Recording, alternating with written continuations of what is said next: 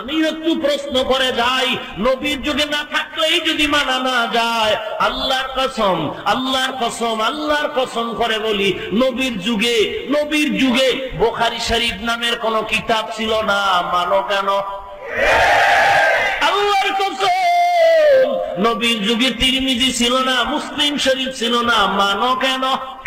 এই 100 হিজরি পর্যন্ত হাদিস কিভাবে জমা আছে, হাদিস কিভাবে সংরক্ষিত আছে? বুখারীর হাদিস যে আল্লাহ রাসূলের হাদিস, মুয়াত্তা মালিকের হাদিস যে আল্লাহ রাসূলের হাদিস, মুসান্নাফ ইবনে আবি শাইবার হাদিস যে আল্লাহ রাসূলের হাদিস, মুসান্নাফ আব্দুর রাজ্জাকের হাদিস যে আল্লাহ রাসূলের হাদিস, এটার গ্যারান্টি, এটার নিশ্চয়তা কোন জায়গায়? এক,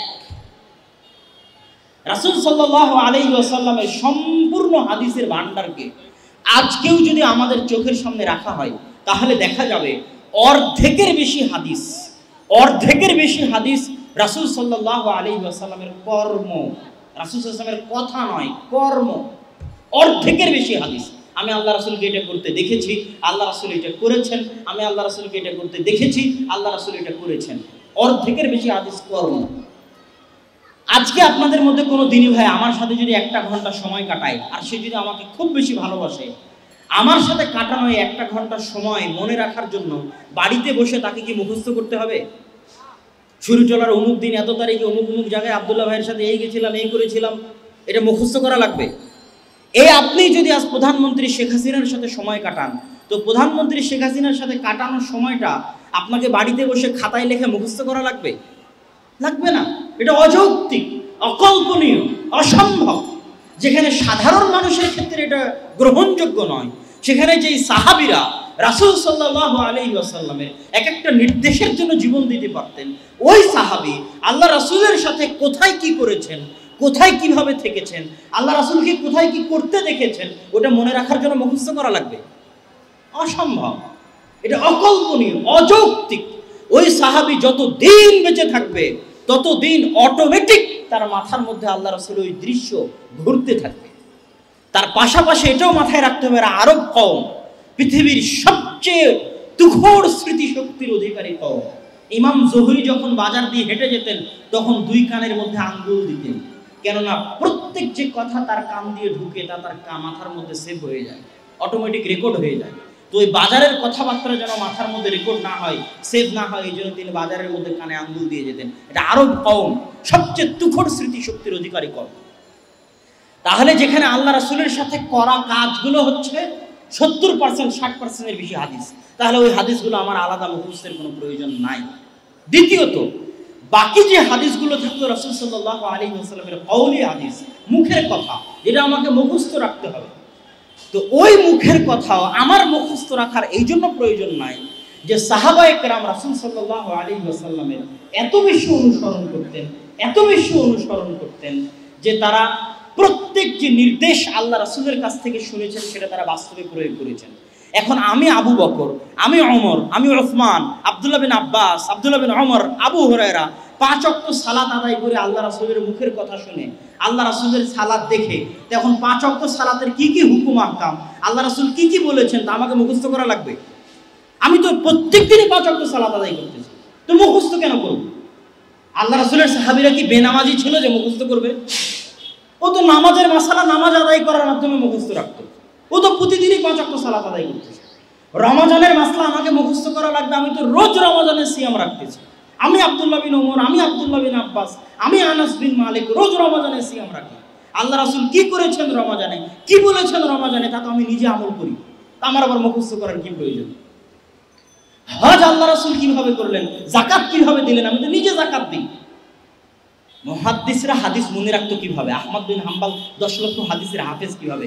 এমন কোনো হাদিস শুনেনি যে হাদিসের উপর আমল করেনি। আমল করলেই হাদিস মুখস্থ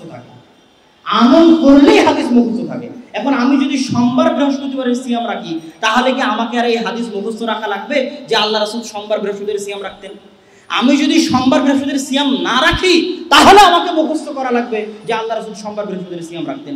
আমি তো রোজ প্রতি সপ্তাহে সোমবার বৃহস্পতিবারের সিয়াম রাখি, তাহলে আমি কেন মুখস্থ করব যে সোমবার বৃহস্পতিবারের সিয়াম আল্লাহ রাসূল রাখতেন? সম্মানিত উপস্থিতি, 3 নম্বর পয়েন্ট চলে গেল। 4 নম্বর পয়েন্ট, একটা ইঞ্জিনিয়ার আপনাকে প্ল্যান দিল যে এই প্ল্যানের উপর আপনি সংসদ ভবন তৈরি করবেন, এই প্ল্যানের উপর আপনি আপনার বিল্ডিং তৈরি করবেন।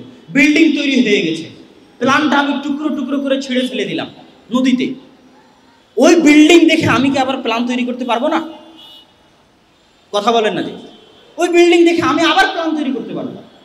রাসূল সাল্লাল্লাহু আলাইহি ওয়াসাল্লাম পুরো ইসলামী শরিয়াত যে প্ল্যান দিয়েছিলেন ডেমোচিত্র 40 বছর যাবত আবু বকর, ওমর, উসমান, আলী 100-তে 100 ওই প্ল্যান তাদের ইসলামী খেলাফতে বাস্তবায়ন হয়েছে।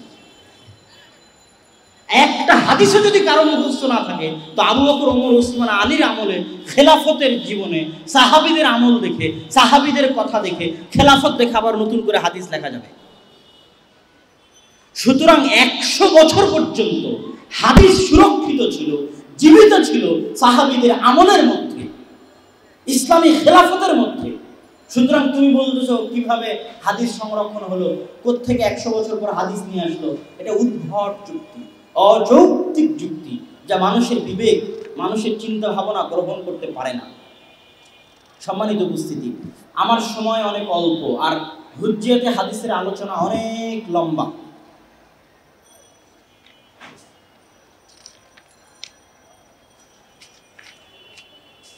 আরেকটা শেষ একটা ঘটনা বলে হাদিস সংরক্ষণের উপর যে অভিযোগ, সেই অভিযোগের একটা ঘটনা বলে আমি আমার বক্তব্যের ইতি টানবো, যেটা আমি বহু বক্তব্যে বলেছি। সাহিফায়ে হাম্মাম বিন মুনাব্বিহ, আপনাকে একটু মনোযোগ দিয়ে শুনতে হবে। আবু হুরায়রা রাদিয়াল্লাহু তাআলা আনহু আল্লাহ রাসূলের ছাত্র। আবু হুরায়রা রাদিয়াল্লাহু, আচ্ছা এখানে আরেকটা কথা মনে পড়লো, হাদিস লেখার প্রয়োজন এই জন্য আরো হয়নি যে হুফাজে হাদিসরা হুফাজে কোরআনদের মতো কোনো যুদ্ধে মারা যাননি। হুফাজে কোরআনরা যেভাবে যুদ্ধে মারা গেছে, ওভাবে আবু হুরায়রা, আনাস বিন মালিক, আব্দুল্লাহ বিন আব্বাস, আব্দুল্লাহ বিন ওমর, আব্দুল্লাহ বিন মাসউদ, যারা হুফাজে হাদিস ছিলেন, হাজার হাজার হাদিসের বর্ণনাকারী, আয়েশা রাদিয়াল্লাহু তাআলা আনহা, তারা একসাথে কোনো যুদ্ধে মারা যাননি। তারা স্বাভাবিক অবস্থায় দুনিয়া থেকে বিদায় নিয়েছেন। এই জন্য তাৎক্ষণিক কোনো প্রয়োজন দেখা দেয়নি যে আমাকে হাদিস সংরক্ষণ করতে হবে, নাহলে হাদিস হারিয়ে যাবে। আবু হুরায়রা যদি জীবিত থাকে, আব্দুল্লাহ বিন ওমর যদি জীবিত থাকে, আব্দুল্লাহ বিন আব্বাস যদি জীবিত থাকে, আয়েশা যদি জীবিত থাকে, তো হাদিস তো জীবিত আছে, হাদিস তো সংরক্ষিত আছে। আবু হুরায়রা রাদিয়াল্লাহু তাআলা আনহুর ছাত্র হচ্ছে হাম্মাম বিন মুনাব্বিহ।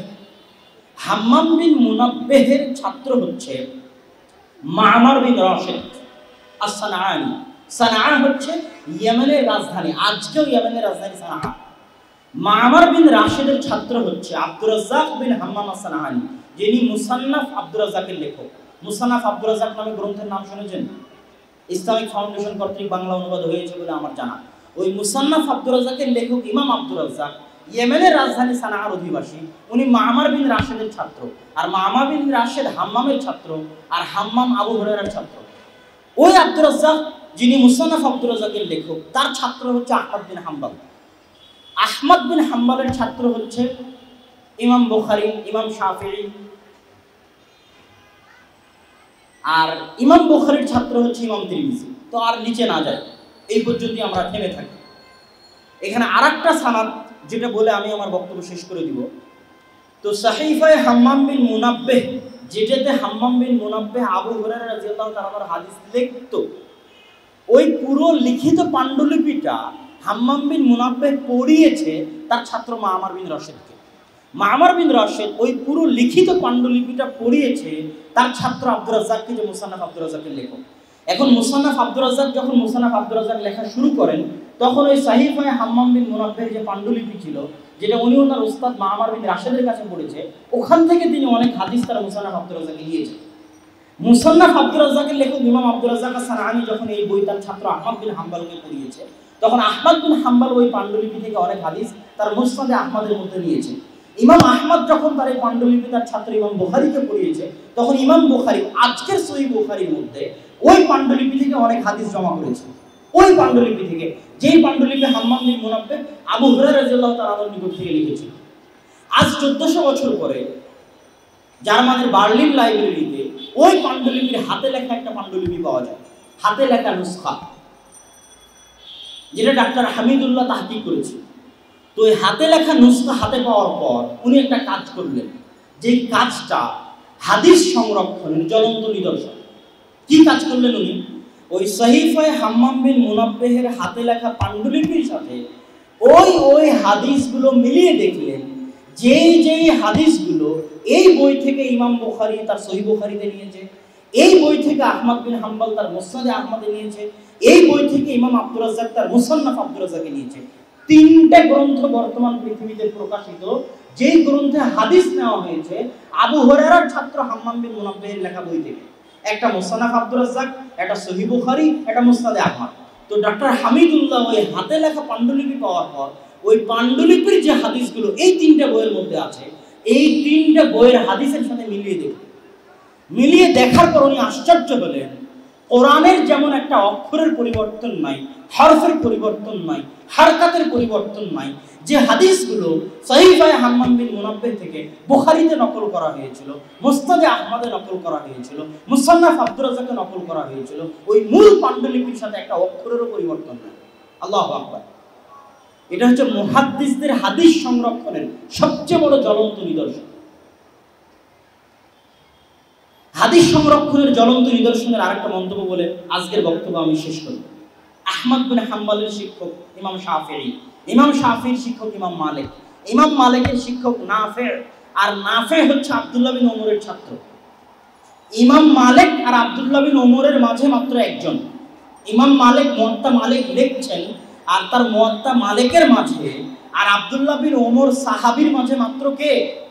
একজন, যিনি আব্দুল্লাহ বিন ওমরের আজাদকৃত গোলাম দাস ছিলেন, নাফে। তো ইমাম আহমদ বিন হাম্বল হাদিস বর্ণনা করছে শাফিঈ থেকে, শাফিঈ হাদিস বর্ণনা করছে মালিক থেকে, মালিক বর্ণনা করছে নাফে থেকে, নাফে আব্দুল্লাহ বিন ওমর থেকে। এটাকে বলা হয় আসাহুল আসানিদ। এই সানাদকে বলা হয় সিলসিলাতুল যাহাব, স্বর্ণ দিয়ে রচিত সানাদ। এই সানাদগুলো প্রমাণ করে যে হাদিস মুহাদ্দিসিনে কিরাম সংরক্ষণ করেছেন এবং সংরক্ষণ করতে সফল হয়েছেন। আলোচনার আরো অনেক অংশ বাকি আছে।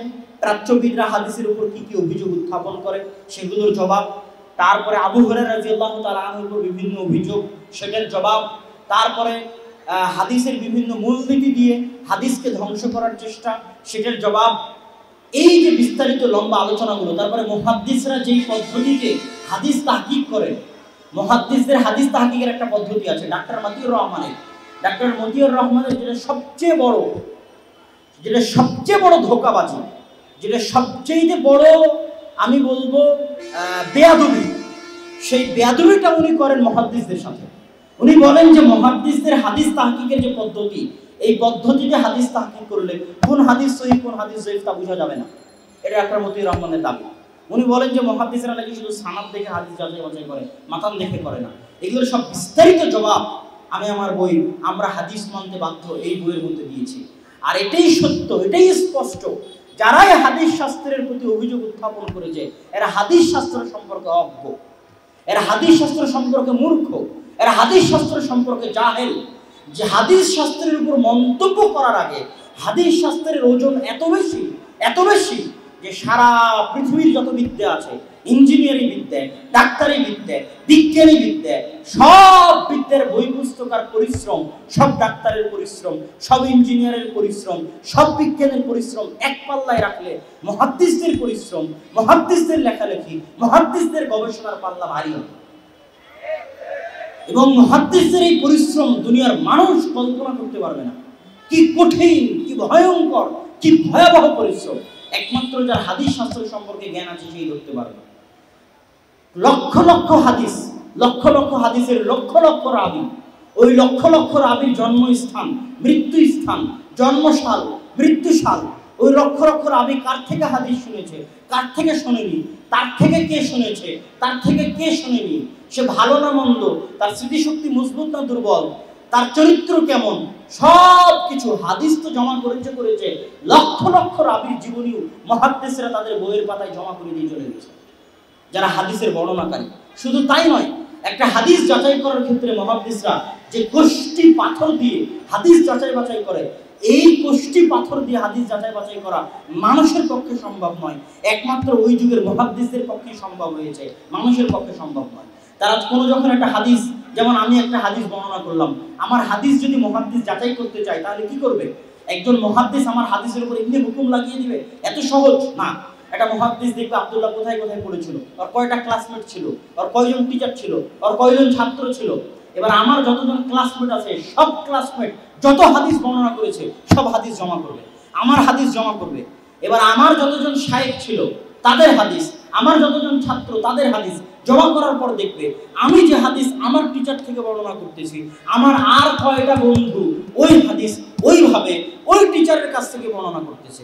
যদি দেখে যে বাকিরা আমার মতো করে বর্ণনা না করতেছে, 50% মিলতেছে 50% মিলে না, তাহলে বলবো সাইয়্যুল হিফজ। যদি দেখে 60% 70% মিলতেছে, 30% 20% মিলতেছে না, তাহলে বলবে সাদুকুন খাফফাদাতুহু। যদি দেখে 90 এর বেশি পার্সেন্ট মিলতেছে, তাহলে বলবে সিকাতুন। এই যে বিশাল পরিশ্রম, তাদের মাথার সামনে একটা হাদিস আসলেই, আমি আব্দুল্লাহ একটা হাদিস বর্ণনা করলেই আজকে আমি মাক্তাবার সামেলায় দিনের পর দিন 2 দিন 3 দিন পরিশ্রম করে একটা রাবির উপর হুকুম লাগাতে পারবো, একটা হাদিসের উপর হুকুম লাগাতে পারবো, এত সহজ নয়।